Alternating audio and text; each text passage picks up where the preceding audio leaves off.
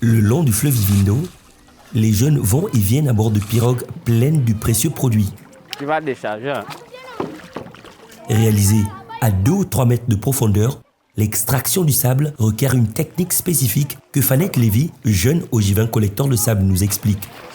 Non, de rien. Quand vous voyez là la pirogue, nous prenons le sable de l'autre côté, quand vous voyez là-bas, avec le seau, on rentre avec le seau à l'intérieur, on prend avec le seau et puis on met dans la pirogue. Mais il y a une personne qui est dans la pirogue pour attraper le seau et mettre... C'est la seule activité que moi j'ai trouvé qui paie un peu plus ici, quoi. Parce que ici, là, au moins, c'est que je travaille à mon compte personnel, voilà. Donc je travaille pour personne. Si la procédure paraît risquée à vue d'œil, Pamela, riveraine du débarcadère dit des Cailloux, proche du centre de pêche artisanale de Makoko, rassure. Ça, c'est notre rivière. Et connaît les autochtones de la rivière. Il n'y a jamais eu de problème. S'il n'y a pas le travail à Makoko, il se fait des bucots pour la rentrée scolaire. Nous, on n'a pas les activités ici. Il se débrouille, après il paie son école, il part.